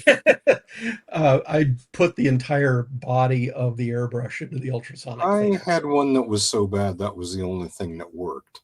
But yeah, you don't really want to do that. It's a Yeah, pain, and what the did it do? seals can be damaged. Oh. The seals. Yeah. Oh, So okay, with acrylic, the good news and the bad news, right? It dries pretty fast, so there's not much working time. That's a good thing because you can, walk away from it and 10 minutes later lay down another coat. It's a bad thing because if you leave it there for more than 10 or 15 minutes, it can dry inside the brush and then it's a bear. And sometimes you need lacquer thinner to get it out. I have found that, pulling the needle out whichever way you like and cleaning it off real well prevents it from getting stuck when you come back the next day. Iwata also has a lubricant that comes with the kit when you get the brush, and you can buy it from any of the normal suppliers. And you just put a dab of it on a piece of paper towel and wipe it very gently. I mean, there should be nothing but a little sheen on the needle, and put it back in, and that will keep things moving freely. I second that. You've been there. That's why you keep that plier with the rubber jaws. Yeah. Yeah, that really works well. Let me see, what else was there? I think that's about it. Yeah, this is why I really emphasize don't let paint sleep in your airbrush. Yeah. I mean, it's like anything else with painting. Cleanliness is next to godliness. Oddly enough, winemaking's the same way. Well, I mean, when I was a house painter, a lot of the same things applied. And the nice thing about this paint sprayers that we used to use is they are also completely disassembled or disassemblable. Is that a word? Just like Yeah. these are, right? They're Yeah. just bigger, but Yeah. but you get the same problems. You get the paint gumming up the tip, and then it splatters everywhere, and it makes a big Yeah, it mess. starts And spitting and you don't get much Yeah. flow, and it's Yeah. very frustrating. doesn't work too Yeah. well. So, So yeah. anyway, what I hope people got out of this was just there's a lot of uses for the airbrush. It's not as hard as everybody thinks. The expense shouldn't be that bad. It's worthwhile doing it. This was not an expert presentation or anything like that. People that actually repaint locomotives and do the great job on actually masking in stripes and that kind of stuff. I would like to see some presentations from those folks because that's what I need to learn. I've done this stuff for the 40K stuff, the knights that are back there, and I've done some masking on that. But the nice thing about Warhammer 40K, nobody cares whether you're following the prototype that much. You don't have There rivet aren't a- counters for that. there are no Titan or Knight rivet counters as such. Right. But man, you start painting an engine and everybody will give you the lowdown on it all. Oh yeah, that curve is wrong, Murph. That curve on your war bonnet is too narrow of a curve or too tight of a curve. Whatever. Actually, there's a series on this channel that's the world famous SD40-2 series, where my former friend Dan, who's the guy I know who's really good at this stuff. He is excellent. Oh yeah. Yeah. I mean, I will never take that away from the guy. He is probably one of the best plastic modelers I've ever seen. But he, I think, shows that because he had to create a yellow bonnet on that SD40-2, and it's just, it's masking. It's very tedious and time consuming and, kind of boring work to do. But if you take your time and apply the techniques that he shows on that series, oh boy, you can get some really good results. So, and there's all these little tricks too. Like, if you want a really good line, you burnish the crap out of it, where the paint meets the, the separation line. Oh yeah. Whereas, there are things you can do to, like, that overspray look on the top of some boxcars, you can loosely put, your mask on and get that effect. So there's all kinds of neat little tricks you can use, even just with masking. Yeah. Or just by the angle you hold the model at. All of the above. Yeah, there's 101 ways to do things. Another great resource, this is just one of my favorites. It's a Kalmbach book. It might be out of print, but they have a military modeler magazine they sort of have it. I think they publish 5 times a year at this point, called Fine Scale Modeler. And it's mostly military, mostly airplanes and armor. But they do some very, very nice finishing work. And the guy who was editor of that for several years is an Australian guy named Aaron Skinner. And he wrote a book on airbrushing that Kalmbach published. And, it's your typical, 112-page format, Kalmbach book. It's like letter size. Anyway, I'm sure you can find it around, probably lots of used copies on Amazon and eBay. It really worth the read, even if you're not particularly into military. Yeah. Railroad Bob had a tip for me about using lacquer thinner. I'm take it that would give me a little bit better bulk of liquid than the old flow quill cans. That's a really good idea, actually. I was kind of counting as part of why I like acrylics, the fact I can go get a gallon of distilled water and a gallon of isopropyl, and I'm fine for a real long time. But yeah, that's probably a better way than buying the flow quill equivalent. That's a really good point. Oh, yeah. Absolutely. And there's a lot of applications like that. If you know what something is and it's made like for house painters, it's the same stuff. You can get a bucket of the stuff like this for the same price as this little thing that Testers is going to sell you at the hobby shop. Yeah. A couple things. So yeah, also it's good to know about the true color paints, because man, you mix the wrong stuff to try to thin true color paint, you've got a mess like you would not. So okay, I'll keep that one in mind. What type of paint tape do I use? I get the Tamiya masking stuff. Um, it's really flexible, and what I'll do is I'll start off with the Tamiya stuff just to get that first line. Like I say, this was on the nights in the window behind me. And then if I had a bigger area, I would go out to actual house painting masking tape overlapped onto the Tamiya, because Oh, the blue stuff, right? yeah, or tan, whatever. At any rate, the Tamiya though allows you to do the burnishing thing like Seth mentioned. And it hugs the model really tight and allows you to go around raised rivets and the ridges like on the side of that hopper and that kind of stuff. Mhm. If you really want to get a line in there, yeah, that I know that much about how to get a paint job onto a car. But yeah, like I say, I want to know how do I get the measurements right? So I put it at the right locomotive, because where that line is matters, right? Seems But like it. anyway, yeah. Good question, Bob. I had a comment, and I can't remember what it was now, but it had to do with that whole taping thing.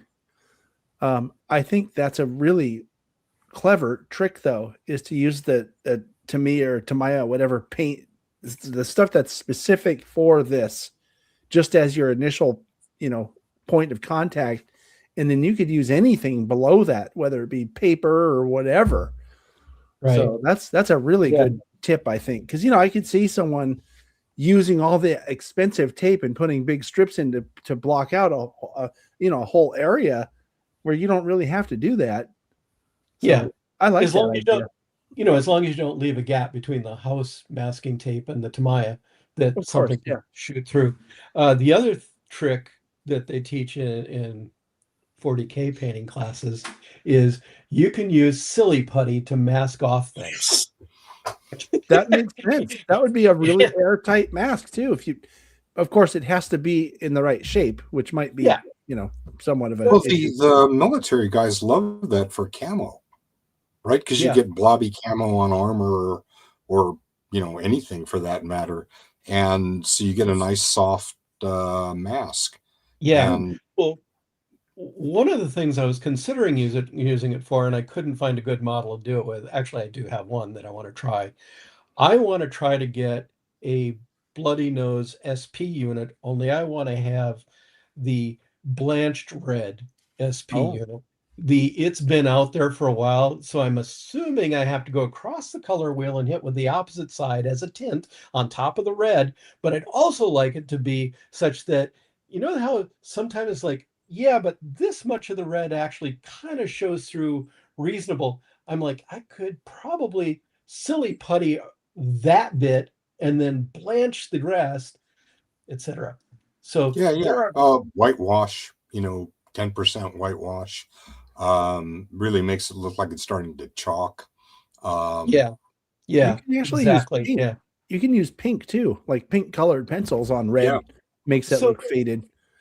I was reading a Pelle Soerborg Done in a Day book, and he said shoot this with green and you get this effect on the red. I think it was on the red. He was blanching out a war bonnet, and it looked perfect. And it was kind of like, green, why? And then I had a class where the guy did color theory and how the color wheel works. And I was like, oh, I get it now. You're desaturating the red by using the opposite side of the wheel. And I was, oh, I get it now. Hairspray. Super World Eater, Vallejo chipping. The only one I've done is hairspray, which just was absolutely like, oh, that works. So I don't know why I'd use something else, honestly, You want after doing that. It's you want to cheap. explain what that means? What he's talking about? Cheap Yeah, hairspray. so It has to be cheap hairspray. yes, The it worst does. you 'Cause it's can gotta get. be, yes, the stuff that'll wash out with water, basically. So what you do is you put down like your oxide primer, and then you paint the color. Well, you oxide primer, let it dry. Hit it with hairspray in the spots where you want the paint to peel off and show the oxide primer. And then you paint over the hairspray with the end result thing. And then you rub water, I think it was with a sponge on top. And the Q-tip paint or a sponge, peels, yeah. yeah, the paint peels right off of the place with the hairspray and shows the oxide primer. So you're using hairspray as a mask, basically. Yes. Kind of, yeah. Yeah, only it's even more magic than it's very cool. Yeah, that sounds interesting, huh? Yeah, you kind of feather in there just because railroad. Now again, I'm not an expert, but the times I've done it, basically, yeah, I'll lightly spray from the tape side, shooting the tape side. Here's the tape. Here's the model up here. I'll shoot from this side just to kind of get a layer down, and then I can come a little bit more like this. Is that the way you do it, Bob? That makes sense, actually, to seal the tape, because there's that tiny, tiny, tiny gap that we can't see, right? Even if you've burnished it, there's still a tiny gap there that paint will get into, even if your eyes can't. Yeah, that makes a lot of sense. Yeah, CMD Model says Tamaya always also offers different types of tape. I will have to check that out. Mm-hmm. Yeah, that was this one. Yeah. Yeah, the white stuff. Yeah, he's right. Yeah. Yeah, the other thing that was emphasized in all the classes I've taken is be aware of the spray pattern of what you're shooting. You'll notice that when you shoot, it can be really hot in the middle and then it feathers out.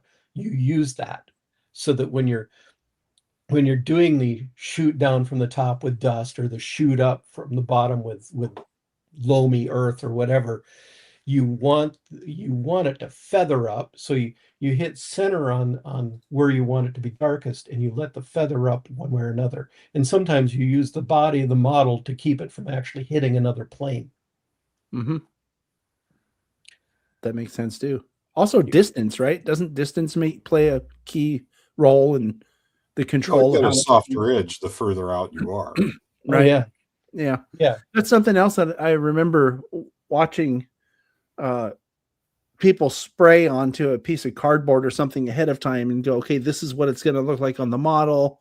So I'm going to put the model about the same spot, to get the effect, right, that I want. Yeah. I do that. Yeah, I find that really works. Yeah, that makes a lot of sense. Also, it gives you an extra check that, the paint's really mixed the way you want and there's no little, boogers in there to spit. Yeah. Something else that I'd like to comment on. Now, I'm not Mr. Airbrush guy. I've never even used an airbrush, but I have painted things. Yeah, I've painted things and painted houses. Paint's paint. So there's probably a lot of the same things that apply. And something I would imagine, and I'm going to go out on a limb here and say this like I know what I'm talking about, but I'm guessing really, and I'm asking you guys, shouldn't you also have your lighting? Let's talk about doing this on trains, okay? Shouldn't you be using like at least a 5,000 Kelvin light, because that's kind of imitates what sunlight is when you're indoors, so that when you paint something and you go put it on your layout, which hopefully also is at least 5,000. But my point is to use what you're using in your layout room to paint in also, so that your results are what you're expecting when you set it down on your layout. I guess absolutely. Yeah. I'm going to go off on a rant here. Rant on, Murf. These people this is the wrong yellow for UP. And I'm like, where did you see it? Oh, right. If you go to the train shop right now, I'm guessing everything up there is fluorescence over that, right? Probably.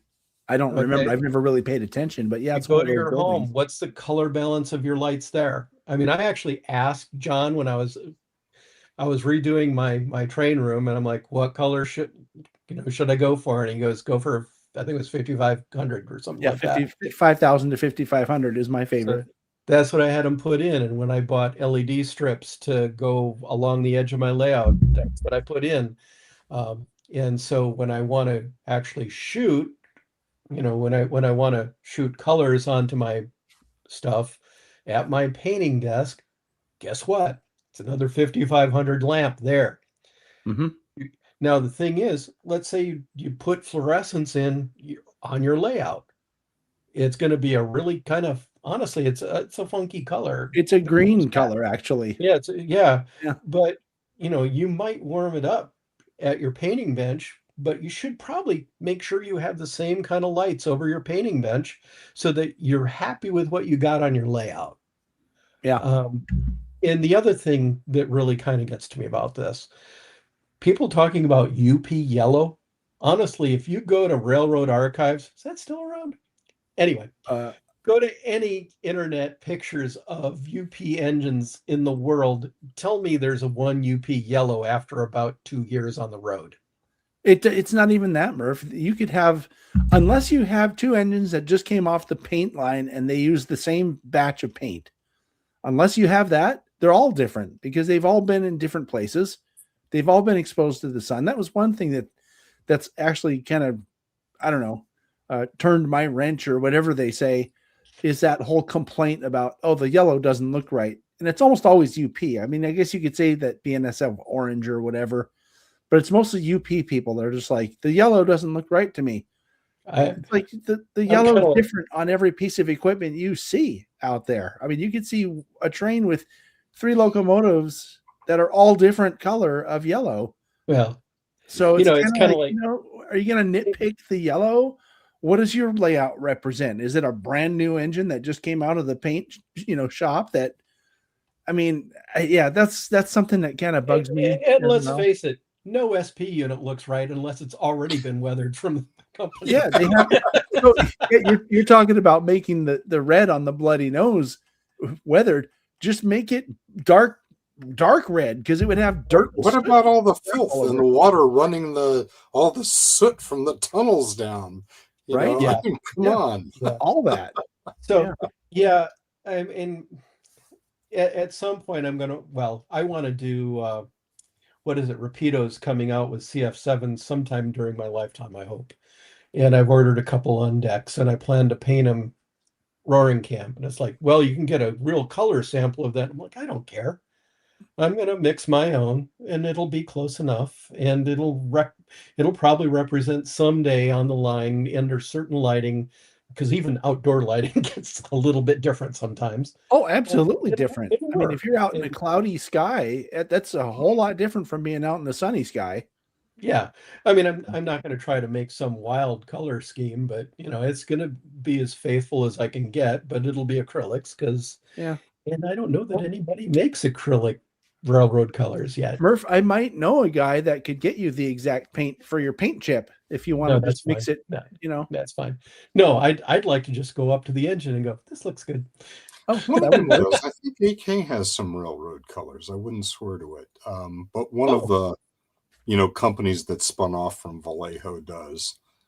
And I think somebody also has a line that's all the Floquil colors that the Lucasfilm artist did to do Star Wars. So if you want to do, and there's a funny thing, I'm going to have a 1/72nd model of an X-Wing. Right. Well, find me the prototype X-Wing. But I guess one existed at ILM at some point. But anyway, it turns out that the X-Wing is in fact reefer white, because that's what they could get in 1970. What was it, 3 or 4, when the movie was being shot. So those colors are actually available. You have to look around. Yeah. So Railroad Bob, I'm sorry, one up. Railroad yes, Bob once again. Railroad Bob is right. Using a yellow base. You can use a yellow base for your reds. I found, for me, most reds actually shoot fairly good. But yeah, sometimes I'll use a yellow base for that kind of thing. And sometimes I'll actually use a light brown if I want it to be a darker red. The worst thing, however, is various yellows actually don't always shoot well. And sometimes I'll put a tan underneath the yellow just so I get to yellow rather than whatever's underneath it. So yeah, sometimes you got to experiment like that, especially with an airbrush. Actually, even brushing it on, yellow is horrible at covering a lot of times. Oh, you get brush strokes. It looks like crap. Yeah, yeah, Yep. that's the other thing we didn't mention about airbrushes are better. But Yeah, there you no go. brush strokes. Yeah. I Yeah, mean, I don't Yeah, want but you to. get a lot of yellow goop at the bottom of the bowl. yeah, yeah. Yellow's Uh, always the worst, though. I've seen posts on social media, and I don't know if the people are serious or not, but someone will post a picture of something that they did, and I hope they're joking because it sometimes seems like they're proud of it, and I look at it and I never comment that it looks terrible, even though I think it, but I'll look at it and go, if I had done this, I wouldn't have shared it. And they're almost always brush painted, and the worst ones have colors like yellow and orange where it's so goopy and gloppy that the separation line isn't even a line. It's like a goop. well, it's because a lot of yellows end up being kind of translucent, Yeah. and so that you overcompensating by trying to add more, and it's just not making it any better. Yeah. And I don't know what it is about yellow, but it's just a thing. It's the worst, isn't it? Yeah. Here's something. This Dave Falkenberg 3276 says pink primer is good. I don't know though. This guy sounds a little suspicious. I don't know if I trust what he's saying. Oh, that guy? Oh, I'm not sure about I'd him. try it. Yeah, I mean he spelled Berg wrong. It's supposed to have an E, isn't it? Yeah. Are you being serious, Dave? I've not really tried a pink primer, but it might work. You'll notice that for the bumper, by the way, I used orange underneath, which it colored up just fine. Um, But yeah, I mean, these guys are all making a very good point there. I've Uh-huh. CND models, yellow likes a white primer. So, this is not just for military modeling fanatics who are trying to pre-shade. The color of the primer is important. And, for most colors, most of the time you should prime. I'm a big fan of Tamiya primers, and they have light gray, white, right. the oxide. Oh, look I at think that. I think the point, though, I'm going to make this big, but I want to say something before you show and tell this one. That's a cool piece. But I think the point that people are making really is that bright colors like a yellow or orange would rather have a light colored primer, and the darker colors like green or black or whatever probably should have a darker primer if you can find one.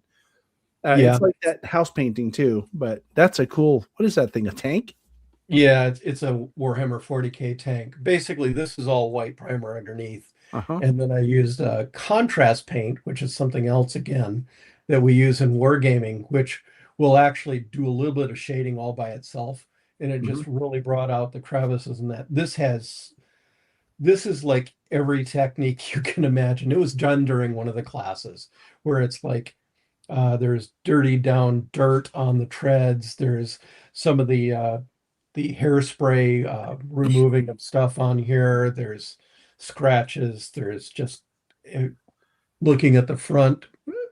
It looks I like have it's to been hold through it by hell. my face. I have to hold it nice hand style in order to show like the scratched up stuff in the front where the basically where the terrain would have scratched the paint right off. That was just hitting it with a sponge with bright silver paint on it and that kind of thing. Oh, so it looks like metal underneath. Yeah. Yeah. So this is a little bit of airbrush, a little bit of handwork, a little bit of this. That. It was like a little bit of there was a lot of oil wash on it Yeah. as well. So it basically was a fascinating Beautifully class. done, Murf. Beautifully. I want to show this comment. So, Dave came on and was telling us, and I'm like, oh, I don't know. He sounds suspicious that he's throwing Tom under the bus now. He heard that from somebody else. Yeah. That's okay, Dave. We're not. I'm only making fun of you because I love you. Be nice to Dave. We want him to do a weathering workshop on here. Has just some beautifully weathered rolling stock on his layout. Yeah.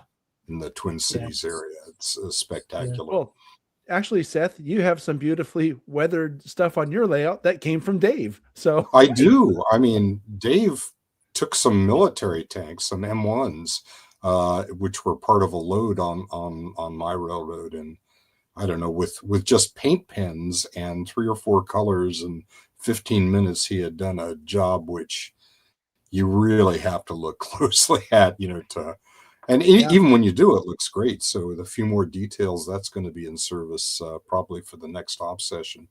We He have to does be great. nice to Dave and encourage Dave because I'd like to get him on the channel to do a weathering. And he Yeah. did some.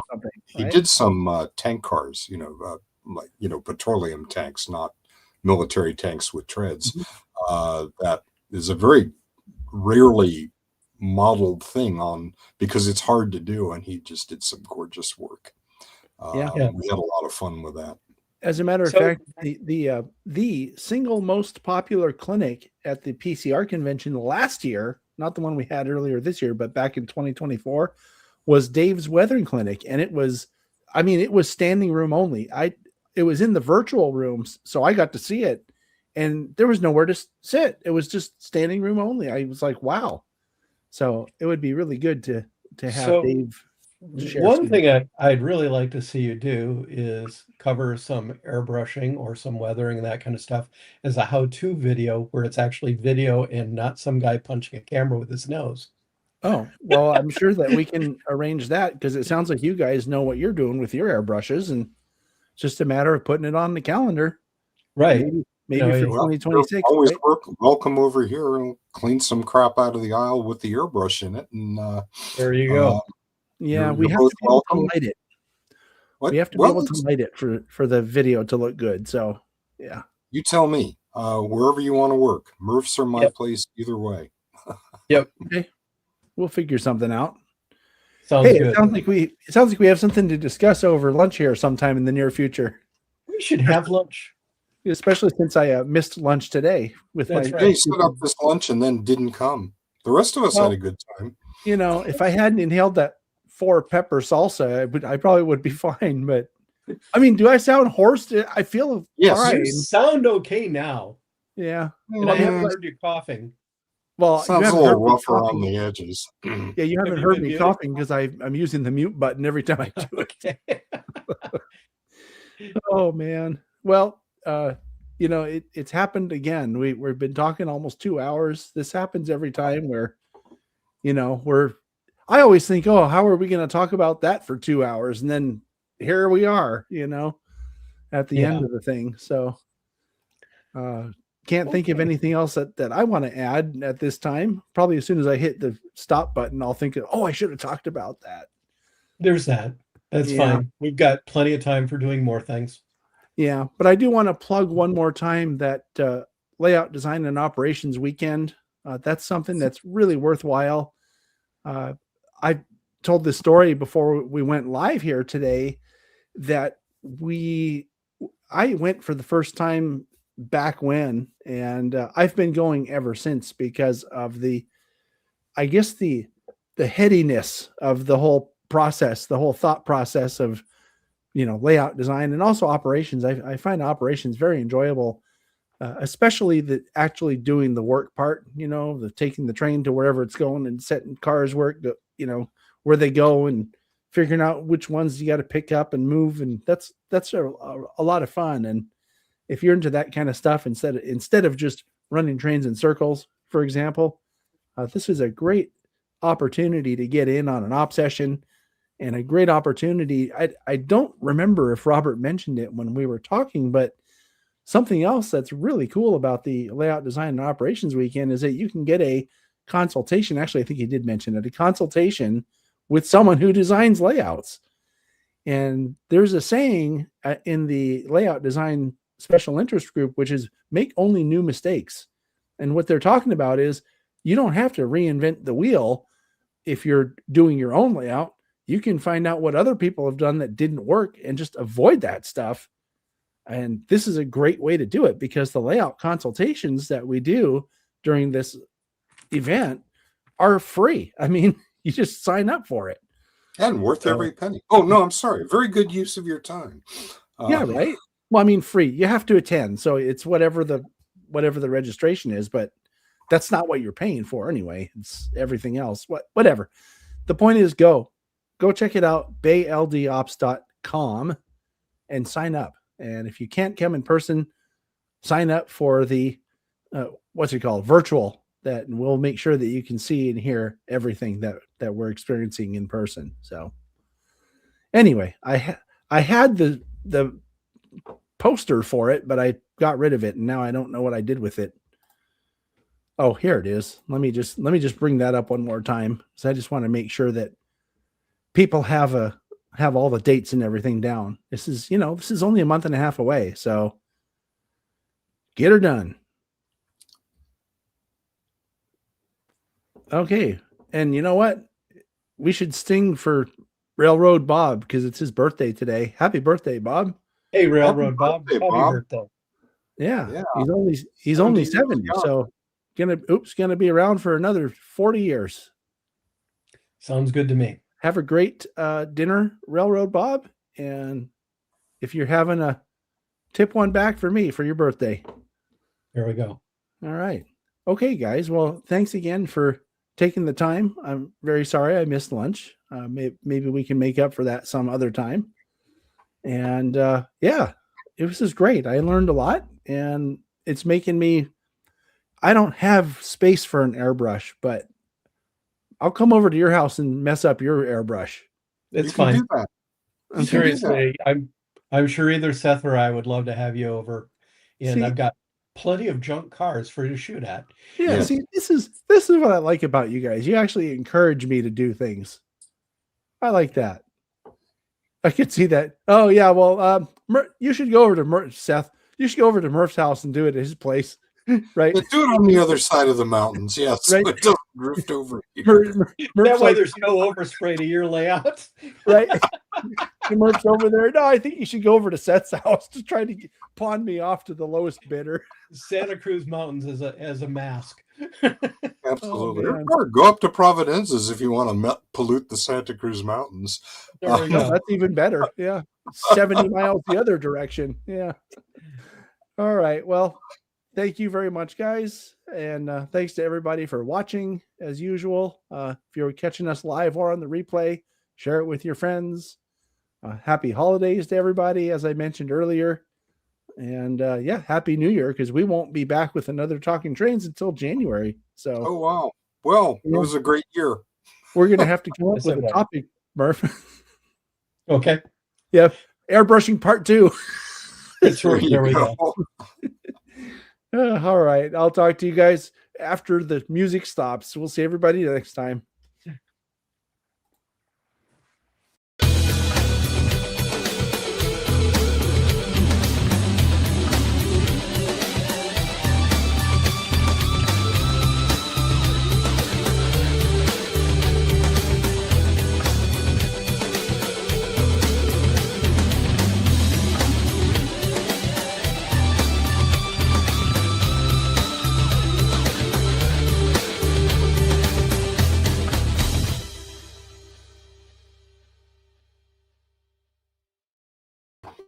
Oh,